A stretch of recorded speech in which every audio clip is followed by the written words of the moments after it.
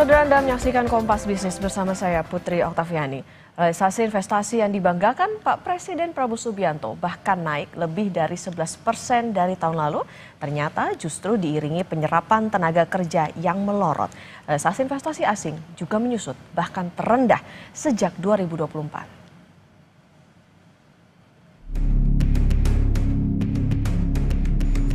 Inti-intinya kita berada di jalan yang benar. Usaha untuk membuat seolah-olah Indonesia dalam keadaan susah, Indonesia dalam keadaan gelap, Indonesia ekonomi gagal, itu saudara-saudara, itu adalah upaya menurunkan semangat kita, dan itu tidak benar, saudara-saudara sekalian. Saya diberi laporan oleh Menteri Investasi, bulan ini sudah mencapai target yang ditetapkan oleh APBN tahun lalu. APBN 2025 kita sudah mencapai target bulan Agustus ini, 4 bulan sebelum akhir tahun sudah mencapai. Presiden Prabowo Subianto kembali membanggakan pencapaian. Kalau kemarin tentang data kemiskinan yang berkurang, kini Presiden happy dengan realisasi investasi. Benar, realisasi investasi kuartal 2 2025 naik 11,5% dibanding tahun lalu. Rinciannya, total 477,7 triliun rupiah. Terdiri dari penanaman modal dalam negeri 275,5 triliun rupiah dan investasi asing 202,2 triliun rupiah. Selamat Pak Presiden Prabowo. Namun, Kompas Bisnis menemukan data yang sangat menarik di paparan Kementerian Investasi, Hilirisasi, dan BKPM. Data berikut seharusnya jadi alarm yang membuat Pak Presiden tak boleh terbuai. Data apa itu? Jawabannya adalah realisasi investasi versus serapan tenaga kerja. Investasi kuartal yang sama tahun lalu boleh saja lebih kecil, yaitu 428,4 triliun rupiah. Tapi lihat, angka serapan tenaga kerjanya tinggi sampai 677 ribu lebih. Bandingkan dengan kuartal 2 tahun 2025, realisasi investasinya lebih melesat, yaitu 477,7 triliun rupiah. Tapi serapan tenaga kerjanya justru melorot, turun ke 665 ribuan. Pak Presiden Prabowo, Kompas Bisnis tunjukkan data lain lagi, yaitu realisasi investasi asing. Angkanya terus melandai sejak awal tahun 2024. Bahkan, realisasi kuartal 2 yang dibanggakan asing berada di titik terendah, yaitu 202 triliun rupiah. Kita lihat memang tidak bisa dipungkiri geopolitik yang meningkat ini tentunya mempengaruhi sekarang investasi di seluruh dunia. Dan alhamdulillah kalau kita lihat di saat geopolitik yang sedang tinggi ini, para investor domestik atau lokal ini mempunyai kekuatan yang besar. Dalam rangka apa? Dalam rangka mereka juga ingin meningkatkan perannya berinvestasi di Indonesia.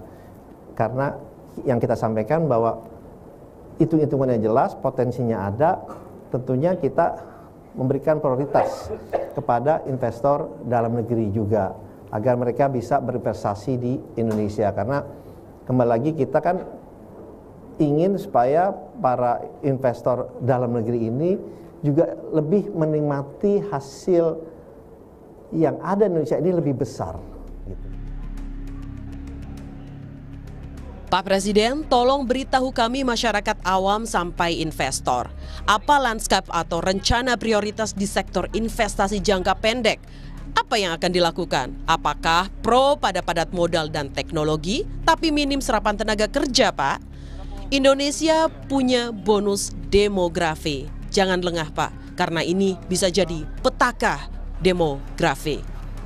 Dia Megasari Anjaya, Tim Liputan Kompas TV.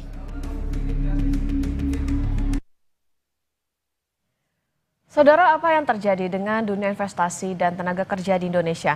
Apa yang ada di benak asing sampai investasi mereka rasanya enggak seru sampai turun ke level terendah sejak 2024? Kompas Bisnis akan tanya ke Direktur Eksekutif Selyos Bima Yudhistira. Selamat pagi Mas Bima. Selamat pagi. Mas Bima, Presiden Prabowo bangga realisasi investasi kuartal 2 kemarin melesat lebih dari 11% dibandingkan dengan tahun lalu. Tapi ada data yang menarik, serapan tenaga kerjanya ini justru turun. Aduh, ini tuh jadi alarm bahaya lagi nggak nih buat dunia lapangan kerja kita? Ya, ini menunjukkan satu hal yang pasti bahwa kualitas dari investasi yang masuk, baik PMA maupun PMDN secara total terhadap serapan tenaga kerja itu semakin menurun. Jadi kita harusnya tidak mengejar secara kuantitas saja, tapi kualitas dari berapa banyak investasi yang diciptakan itu bisa mensejahterakan masyarakat lokal, juga serapan kerja, terutama di sektor yang sifatnya formal. Ini semua nih salah satunya adalah karena pemerintah punya ambisi mendorong sektor-sektor yang sifatnya padat modal. Jadi yang diberi insentif lebih banyak untuk masuk adalah investasi yang sifatnya padat modal dibandingkan yang sifatnya padat karya. Jadi memang serapan tenaga kerjanya terus menurun.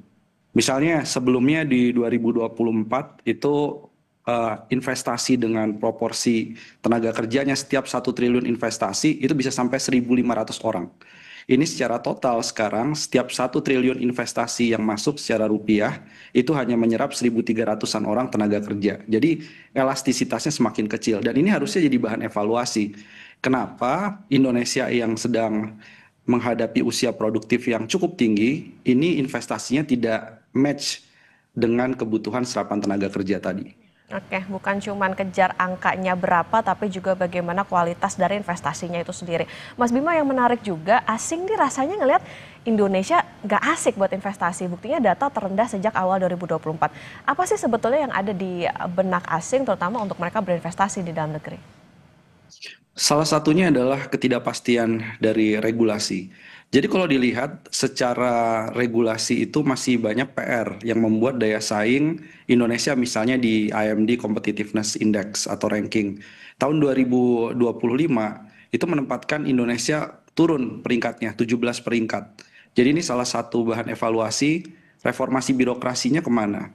Perizinan soal bea masuk, kemudian bea keluar pengurusan ekspor impornya itu masih dinilai cukup rumit. Banyak kebijakan yang sifatnya flip-flop. Contohnya misalnya adalah kebijakan yang umurnya pendek.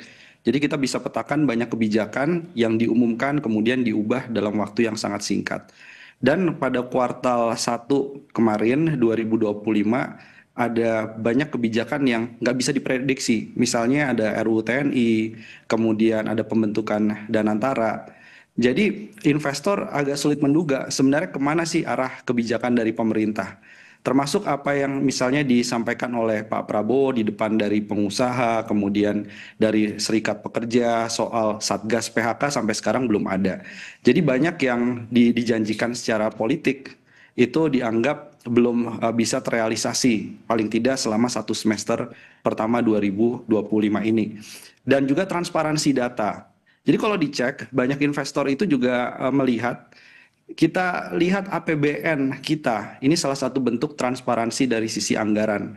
Itu terakhir di bulan Desember 2024. Jadi pemerintah sedang mendiskon banyak sekali data yang dibutuhkan untuk pengambilan keputusan investasi. Itu datanya susah sekali dipublikasi. Kalaupun ada hanya mendengar misalnya APBN kita di YouTube-nya Kementerian Keuangan. Tapi laporan dokumennya itu di 2025 bisa saya katakan dokumen lengkapnya belum ada. Oke, ini bisa dikatakan artinya berhubungan nggak dengan bagaimana ini kepercayaan investor. Nah ini jadi titik kritis nggak sih? Karena tadi datanya terus menurun nih soal pemodalan asing ini Mas Bima. Ya, saya kira ada kaitan ya antara trust investasi. Karena investasi yang kita butuhkan kan investasi yang dia membangun pabrik, yang membangun sektor pertanian dalam jangka yang sangat panjang. Jadi kalau investor melihat ini kenapa ya pemerintah akhir-akhir ini seolah tidak mau membuka datanya secara transparan. Pembentukan undang-undang juga termasuk soal Danantara, padahal punya implikasi luas kepada pelaku usaha. Kemudian juga terkait dengan data-data fiskal, data-data utang, hanya sepotong-sepotong. Ini kan fiskal ini atau APBN itu menjadi salah satu cara investor untuk melihat Indonesia dari sisi kemampuan membayar utangnya bagaimana, dari sisi kemampuan untuk menciptakan penerimaan pajaknya juga seperti apa. Itu saya kira hal yang saling berkaitan. Oke, tadi disinggung soal bagaimana transparansi data. Tentang persepsi data ini kan tidak ada dusta di antara data. Maksud kami adalah transparansi itu tadi ya. APBN kita yang sempat menghilang berkali-kali, kemudian balik lagi data PHK yang tidak dirilis setiap bulan. Terakhir data kemiskinan yang mundur. Apakah ini mempengaruhi persepsi transparansi pemerintahan Presiden Prabowo, Mas Bima? Ya, misalnya BPS. Buat apa BPS melaporkan dulu kepada Presiden soal data kemiskinan, data pengangguran? Ini kan artinya ada jeda antara yang dilaporkan kepada Presiden, Kepala BPS melaporkan pengangguran turun, kemiskinan turun, dengan yang publik bisa melihat di dalam website atau keterangan pers dari Badan Pusat Statistik. Sehingga waktu jeda itu akhirnya menimbulkan spekulasi. Ini bagaimana independensi soal pengambilan data? Ini bagaimana independensi dari kepentingan politik untuk mempengaruhi data statistik? Ini saya kira isu yang cukup serius karena terjadi kemunduran signifikan dalam hal transparansi data akhir-akhir ini. Oke, ini juga tentunya mempengaruhi tadi balik lagi ya soal bagaimana kepercayaan pada investor tidak hanya dari asing tapi juga di dalam negeri. Mas Bima, nanti kita lanjutkan kembali dan saudara tetap bersama kami di Kompas Bisnis.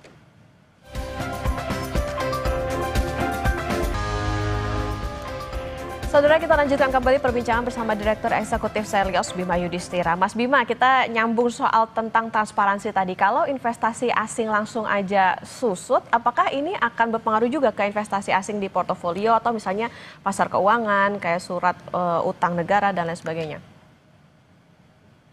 Dua hal yang beda antara realisasi investasi yang langsung, artinya membangun pabrik atau masuk ke sektor telekomunikasi perdagangan, dengan investasi yang berputar di level portfolio. Nah, kalau asing di level portfolio sebenarnya melihat suku bunga dari surat utang Indonesia atau SBN itu masih cukup tinggi, masih cukup menarik. Angkanya di atas 6% untuk tenor 10 tahun. Jadi hanya itu yang menjadi salah satu pertimbangan. Nah, tapi yang kita butuhkan adalah bagaimana investasi PMA ini bisa masuk ke sektor-sektor prioritas. Terutama misalnya hilirisasi. Nah, sekarang banyak perusahaan-perusahaan yang mengurangi produksi untuk ferronikel, nikel pig iron atau produk turunan dari nikel. Dan juga ada ketidakpastian apakah Amerika Serikat bisa membeli langsung misalnya konsentrat tembaga, konsentrat atau biji nikel secara langsung. Ini juga menjadi salah satu pertanyaan yang harus dijawab bahwa Indonesia harus firm melakukan hilirisasi mineral dan hilirisasi mineral ini harus bertemu sampai kemudian menjadi produk-produk yang final atau produk-produk jadi.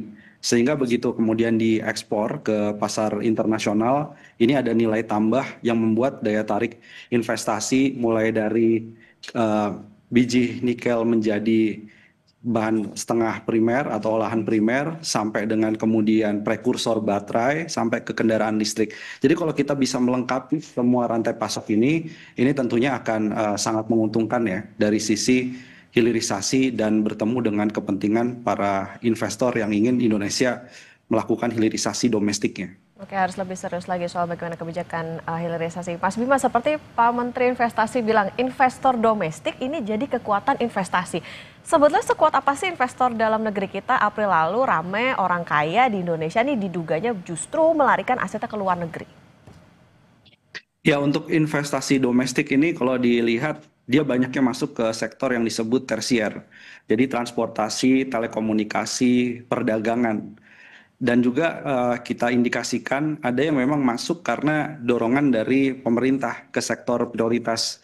Salah satunya misalnya masuk ke food estate, masuk ke sektor perumahan. Itu sebenarnya bagus-bagus saja gitu ya. Tapi apa sih salah satu kendala dari investasi domestik? Ini selain masalah perizinan, masalah korupsi, pungli yang harus diselesaikan. Karena nilai dari pungli untuk jasa angkutan logistik, terutama di kawasan industri menuju kepada pelabuhan, itu per tahun bisa lebih dari 300 triliun rupiah. Itu uang menguap begitu saja. Itu jadi beban bagi investor domestik. Dan selain itu juga mungkin butuh support pembiayaan. Nah, harapannya Danantara ini bisa bekerja sama dengan investor domestik untuk bisa meningkatkan serapan tenaga kerja atau industrialisasi di sektor-sektor yang strategis. Karena itulah fungsi salah satu Danantara bisa meminta tolong bank-bank himbara, BUMN di bawah usaha Danantara bekerja sama dengan para investor domestik. Jadi saya kira likuiditasnya harus diarahkan ke sana. Oke, kalau nyinggung soal PMDN ini meskipun dibilangnya tidak ambil pusing soal porsi investasi, tapi jangan sampai jadi sugar coating doang nih, tapi juga harus bisa menggambarkan situasi saat ini. Mas Bima, terakhir ini mungkin singkat saja, lanskap atau rencana mengundang investasi ke Indonesia sudah cukup jelas nggak nih? Atau solusinya apa Mas kira-kira? Saya kira sekarang dalam situasi yang tidak menentu ya, ada perang dagang, memang saran utamanya perlu mengundang investor-investor alternatif, misalnya dari Timur Tengah, dari negara-negara Teluk. Mereka tertarik sebenarnya masuk untuk ke sektor energi terbarukan, transmisi. Tapi duta besar Indonesia di negara-negara Teluk, di negara-negara Timur Tengah, ataupun negara Asia Selatan, Asia Timur, ini harus punya intelijen untuk tahu siapa pihak yang harus difasilitasi untuk datang ke Indonesia. Siapa dan apa produknya, kemudian seberapa besar dan syaratnya apa saja untuk investasi tadi bisa masuk ke proyek-proyek yang ada di Indonesia. Siapa mitranya? Nah ini paling penting nih. Jadi banyak investor sebenarnya tertarik ke Indonesia, tapi mereka tanya, siapa mitra yang bisa dipercaya untuk bisa menjadi mitra lokal dalam merealisasikan investasinya. Jadi hal-hal itu yang menurut saya menjadikan landscape dari investasi tadi kita nggak bergantung 1-2 negara saja karena kondisinya sekarang memang sedang tidak pasti dan multipolar. Oke, bisa dikatakan ini ada beberapa PR pemerintah nih, terutama soal bagaimana menjaga kepercayaan investasi di negara kita dengan koordinasi dan juga arah kebijakan, tapi balik lagi narik investasi nggak cuma soal kuantitasnya tapi juga kualitasnya bisa menyerap tenaga kerja terutama. Terima kasih Direktur Eksekutif Selios Mas Bima Yudhistira, sehat selalu. Terima kasih.